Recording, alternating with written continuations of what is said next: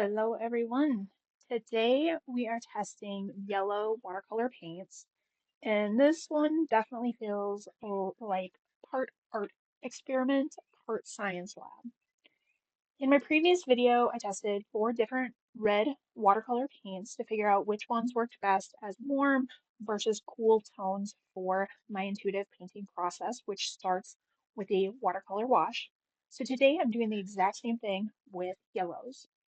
I've got lemon yellow, yellow medium, cadmium yellow, and yellow ochre.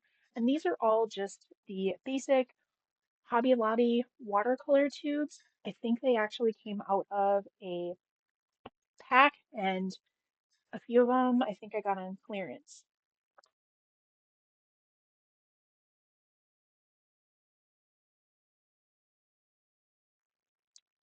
I'm going to start with the lemon yellow, and apparently it has never been opened before, so this is literally my first time trying it out.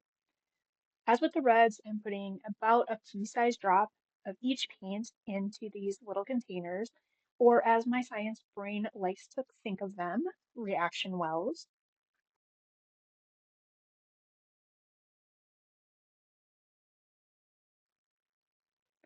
So right away, just looking at the pigments, I can already tell these yellows are very different from each other. The yellow ochre is definitely more brown and very warm. Cadmium yellow feels warm and rich. Yellow medium looks more neutral, but a little on the cool side.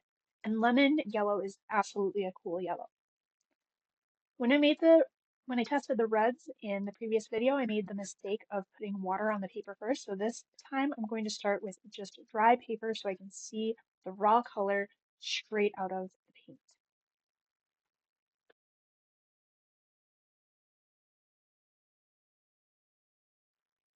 As someone who works mainly with acrylics, this style of paint testing just makes more sense to me because I want to see the pure hue before I start diluting everything down.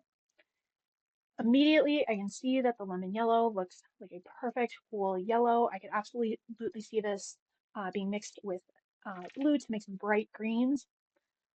The cadmium yellow is interesting because it came out of the tube super thick and it has really excellent coverage.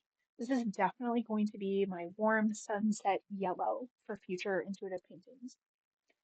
I already have a couple of ideas in mind for my intuitive painting series coming up for the grant, and I know this cadmium yellow is going to work perfectly. Next is the yellow ochre, which honestly, it looks basically like brown. I should have saved it for my brown palette, but since I've already got this out, and since we're going to test browns, and then eventually, I think I'm going to go off script today and just um, start testing these browns. There really isn't a script in the first place, but I'm going to add raw umber and burnt umber to the mix of these yellows.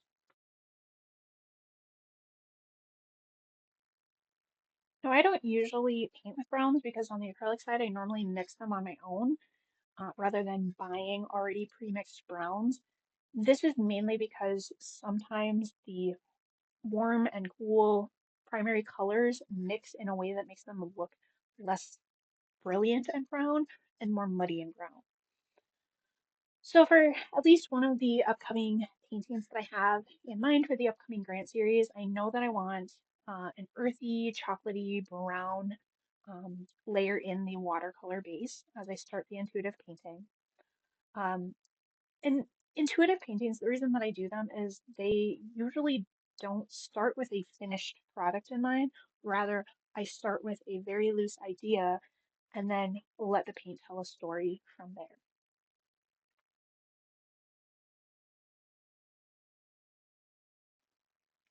So because I've never used raw umber or burnt umber or yellow ochre, I'm gonna kind of analyze what these colors look like. Raw umber looks like milk chocolate or mud, one of those two. Yellow ochre definitely feels more like in the desert. I'm thinking, the Southwest US, something like that. And the burnt umber, well, I'll let you use your imagination as to what I think it looks like.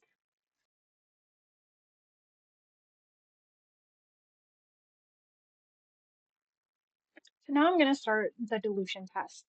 In my last watercolor test on the reds, I realized I wasn't adding nearly enough water, so this time I'm going to plan for much more. On the left-hand side of the paper, you can see I went with 4 drops, 8 drops, and 12 drops.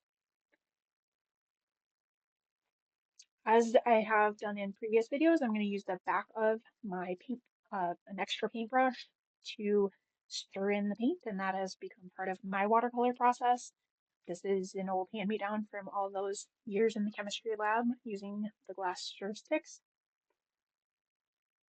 Once the water adds, these colors completely change. That lemon yellow brightens up beautifully. The yellow medium doesn't feel as neutral. And it honestly doesn't really hold the color that well once it's diluted. But the cadmium yellow is staying bold and saturated no matter how much water I add. It is definitely becoming one of my favorite colors in this test. The yellow ochre still looks very earthy and brown.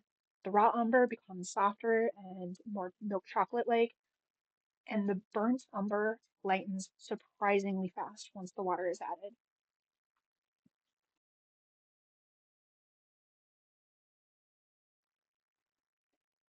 Now I'm testing this like it's a true watercolor painting. So I'm going to water the paper first and test how these colors behave on a damp surface. The lemon yellow is honestly so bright and pretty once it blooms onto the water. The cadmium yellow still gives that really warm sunset feeling. I have the window open today, and so my paper keeps drying out while I'm working, which is kind of funny to watch in real time. I'm also watching which colors hold on to their pigment strength once the water is added. So lemon yellow is obviously lightening very quickly, and the yellow medium is almost disappearing. But the cadmium yellow and yellow ochre hold their color extremely well. Surprisingly, burnt umber became much lighter much faster than I had expected. Now, I know this is not technically how watercolor artists are prep their paper or mix the watercolor. I've taken some watercolor classes, and this is definitely not what I was taught. But as somebody with a science background, this is how I would test chemicals. So this method makes sense to my chemical brain.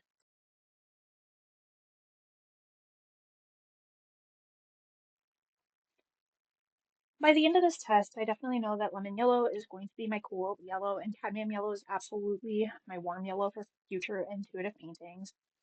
I already have at least 2 upcoming grant paintings in mind where the cadmium yellow is going to work perfectly for that initial wash of watercolor paint.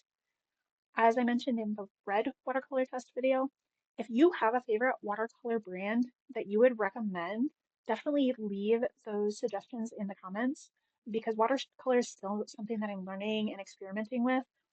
And as I continue to grow in my knowledge of watercolor, I definitely would like to try some better paints. I usually use watercolor just as a beginning wash layer under my intuitive acrylic paintings, but I've been enjoying exploring watercolors more on their own, especially when I'm traveling. They're just an easier paint to use.